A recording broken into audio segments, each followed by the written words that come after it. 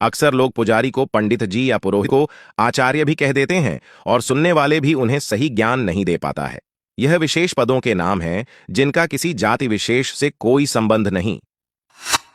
आओ हम जानते हैं कि उक्त शब्दों का सही अर्थ क्या है, ताकि आगे से हम किसी पुजारी को पंडित न कहें। गुरु। गु का अर्थ अंधकार और रु का अर्थ प्रकाश, अर्थात जो व्यक्ति आपको अंधकार से प्रकाश की ओर ले जाए वह गुरु होता है। गुरु का अर्थ अंधकार का नाश करने वाला। अध्यात्म शास्त्र अथवा धार्मिक विषयों पर प्रवचन देने वाले व्यक्तियों में और गुरु में बहुत अंतर होता है। गुरु आत्म विकास और परमात्मा की बात करता है। प्रत्येक गुरु संत होते ही हैं, परंतु प्रत्येक संत का गुरु होना आवश्यक नहीं है। केवल कुछ संतों में ही गुरु बनने की पात्रता होती है। गुरु का अर्थ ब्रह्म ज्ञान का मार्गदर्शक। आचार्य। आचार्य उसे कहते हैं जिसे वेदों और शास्त्रों का ज्ञान हो और जो गुरुकुल में विद्यार्थियों को शिक्षा देने का कार्य करता हो। आचार्य का अर्थ यह कि जो आचार, नियमों और सिद्धांतों आदि का अच्छा झांता हो और दूसरों को उसकी शिक्षा देता हो।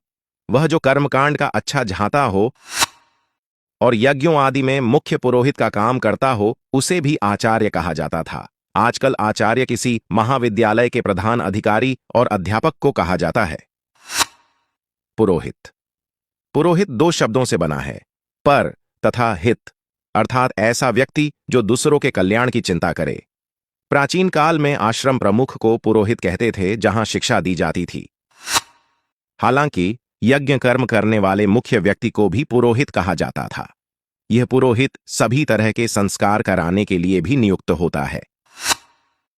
प्राचीन काल में किसी राजघराने से भी पुरोहित संबंधित होते थे, अर्थात राज दरबार में पुरोहित नियुक्त होते थे, जो धर्म कर्म का कार्य देखने के साथ ही सलाहकार समिति में शामिल रहते थे। पुजारी। जैसा कि नाम से विदित है, पूजा का जो शत्रु हो वह पुजारी कहा जाता है। जैसे पूजा अपसरी। यहां अरि का अर्थ शत्रु अथवा दुश्मन से ही है, अर्थात पूजा का दुश्मन ही पुजारी कहलाता है। लेकिन कई मूढ़ लोगों ने पुजारी नाम के अर्थ का अनर्थ कर दिया है। उन मूर्खों के अनुसार जो मंदिर या अन्य किसी स्थान पर किसी देवी देवता की मूर्ति या प्रतिमा की पूजा पाठ करता हो, वह पुजारी कहलाता है। सभी लोगों ने बिना विचारे इसका यही सही अर्थ मान लिया है। वस्तुतः प्राचीन काल में यह पुजारी द्वारा दीपक प्रज्वलित कर प्रस्तरवान मूर्ति के सामने ऊपर से नीचे 7 बार ले जाकर किसी मूर्ख अंधभक्त मूर्ति पूजक को सिखाया जाने वाला पाठ है। वह इस अज्ञानी भक्त को यह करते हुए अपनी मौन भाषा में ही संकेत देता है कि ध्यान से देखो, यह पाषाण से बनी एक मूर्ति है जो जड़ है। ईश्वर तो कण कण में है इस मूर्ति में भी, लेकिन यह मूर्ति ईश्वर नहीं। और भक्त हाथ जोड़कर पुजारी की बात का समर्थन कर रहा है।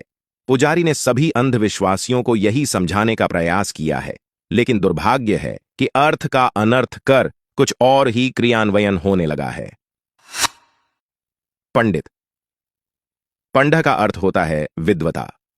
किसी विशेष ज्ञान में पारंगत होने को ही पांडित्य कहते हैं। पंडित का अर्थ होता है किसी ज्ञान विशेष में दक्ष या कुशल। इसे विद्वान या निपुण भी कह सकते हैं। किसी विशेष विद्या का ज्ञान रखने वाला ही पंडित होता है। प्राचीन भारत में वेद शास्त्रों आदि के बहुत बड़े झांता को पंडित कहा जाता था। इस पंडित को ही पांड्या कहते हैं।